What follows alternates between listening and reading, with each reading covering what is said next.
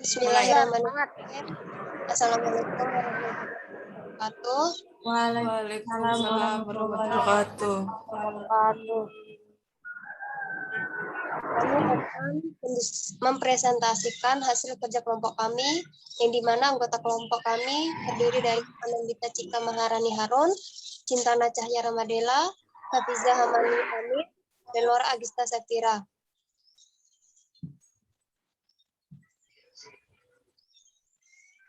Untuk jurnal 1, eksploratif, yang berjudul Kajian Strategi Penataan Ruang Wilayah pada Kawasan Hutan.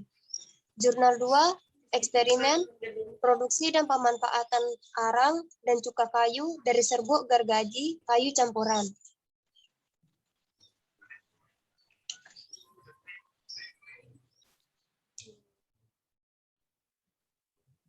Selanjutnya pendahuluan yang akan dibacakan oleh Anandita Cika Maharani Harun.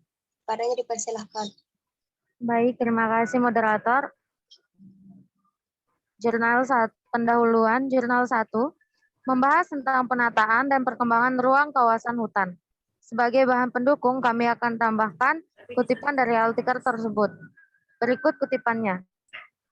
Pelaksanaan penataan kawasan hutan diatur dalam Undang-Undang Nomor 41 Tahun 1999 tentang kehutanan yang lebih dikenal dengan istilah Tata Guna Hutan Kesepakatan 3HK. Sedangkan Rencana Tata Ruang Wilayah Provinsi RTRWP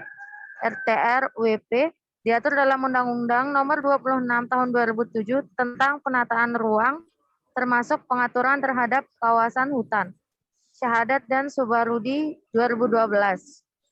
Diberlakukannya Undang-Undang Nomor 26 Tahun 2007 dan Peraturan Pemerintah Nomor 26 Tahun 2008 tentang Rencana Tata Ruang Wilayah Nasional RTR-WN telah mendorong seluruh provinsi di Indonesia melakukan penyesuaian revisi RTRWP. Selanjutnya, Jurnal 2 membahas tentang pemanfaatan limbah kayu sebagai bahan pendukung. Kami akan tambahkan kutipan dari artikel tersebut. Berikut kutipannya. Limbah komponen serbuk gergaji pada industri penggergajian kayu rendemannya 10,6% menurut Marta Wijaya dan Sutigno 1990 serta 15% anonim 2000. Potensi limbah 33.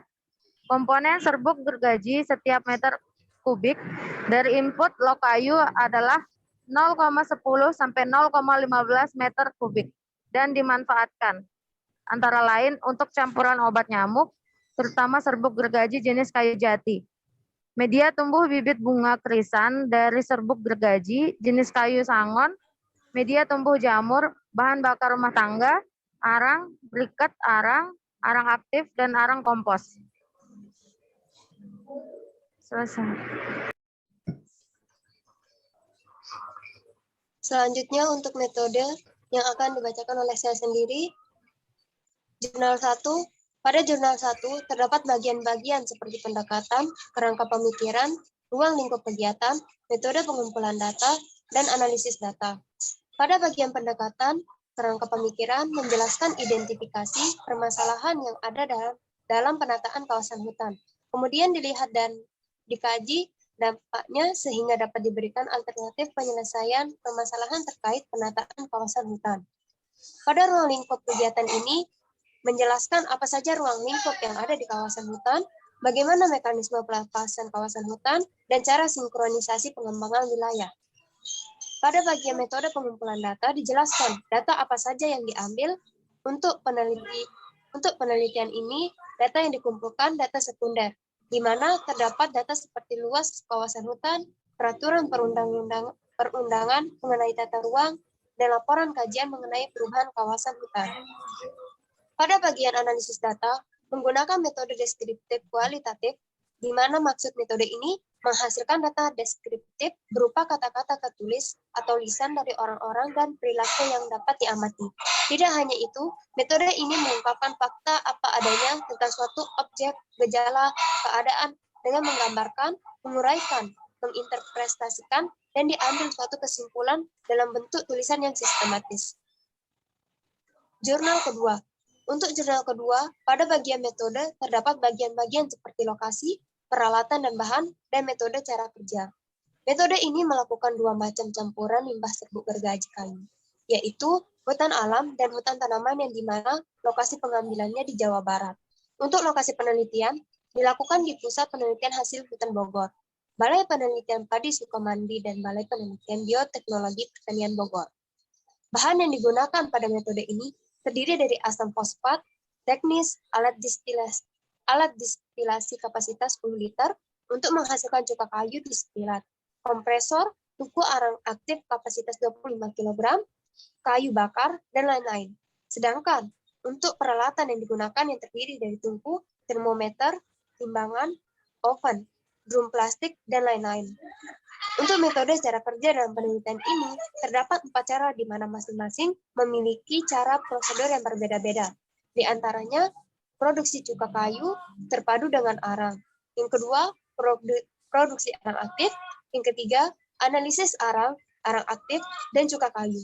Yang keempat, pemanfaatan cuka kayu. Sekian dari saya. Dan selanjutnya, hasil penelitian yang akan dibacakan oleh Hafiza Amani Amir. Padanya dipersilahkan. Ya, baik, hasil penelitian dari jurnal 1 yaitu membahas detail tentang hasil produksi suatu produk yaitu arang dan cuka kayu. Yang kedua, pembahasannya berdasarkan data-data yang tercantum di tabel data. Yang kedua, dari jurnal 2 yaitu membahas detail tentang hasil dari suatu permasalahan, itu penataan ruang berdasarkan RT/RWP serta pembahasan permasalahannya. Yang kedua, banyak mengaitkan kepada perundang-undangan. Selanjutnya, kesimpulan yang akan dibacakan oleh Cintana Cahya Ramadela. Kepadanya dipersilahkan. Untuk kesimpulan dua jurnal akan saya bacakan. Jurnal yang pertama dijelaskan tentang kebijakan perundang-undangan, perhutanan, dan penataan ruang lingkup, tentang kebijakan yang memberikan kebebasan pada pemerintah daerah untuk mengatur lahan atau areanya, mendorong munculnya perubahan fungsi kawasan hutan yang tadinya kawasan hutan konservasi, hutan lindung, hutan produksi, dan hutan produksi terbatas menjadi kawasan APL. Dari hasil kajian yang dilakukan dalam pemanfaatan kawasan hutan masih terdapat disharmonisasi kebijakan tata ruang yang dikeluarkan oleh Kementerian Dalam Negeri, yaitu Undang-Undang Nomor 26 Tahun 2007 dan turunannya PP Nomor 26 Tahun 2008 tentang RT/RWN dengan UU Nomor 41 Tahun 1999 yang ditetapkan oleh KLHK. Kesimpulan pada jurnal kedua. Pada jurnal 2 menjelaskan kesimpulan mengenai data yang didapatkan pada penelitian tersebut, di mana salah satu hasilnya didapatkan dalam kutipan berikut ini. Produksi arang aktif dari arang SGHA dan SGHT pada aktivasi dengan perendaman asam sulfat 5% dan uap air menghasilkan kualitas arang aktif yang tidak memenuhi syarat standar nasional Indonesia. Karena adanya serat iod yang rendah yaitu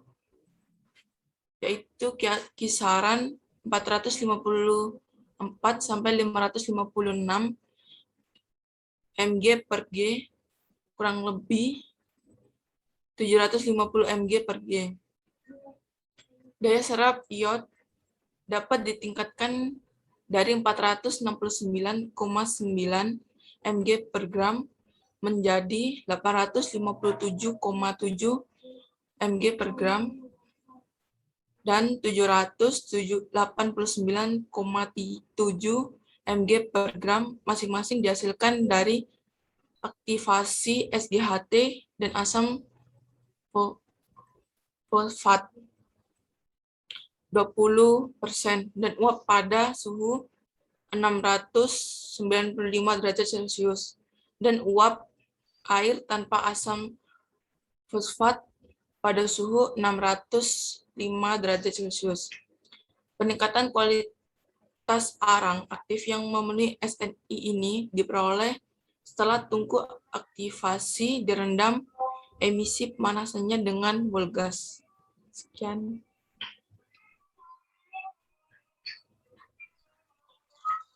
Baik, terima kasih. Selanjutnya, kesimpulan dari hasil keseluruhan. Kesimpulan dari kami mengenai perbedaan pada jurnal 1 dan jurnal 2 terletak pada metode yang kami dapat. Pada jurnal 1, menjelaskan bahwa metode yang digunakan pada penelitian ini bersifat deskriptif, bersifat deskripsi sekunder, yang dimana penelitian ini lebih ke penelitian sosial dengan turun ke masyarakat langsung untuk membuktikan hipotesis atau dugaan dari data tersebut. Untuk jurnal 2, menjelaskan bahwa metode yang digunakan dalam penelitian ini bersifat eksperimen, yang dimana maksudnya menggunakan penelitian dengan percobaan turun ke lapangan langsung dengan mengambil sampel untuk memperoleh data yang masih bersifat hipotesis atau dugaan. Berikut lampiran yang kami sampaikan selanjutnya.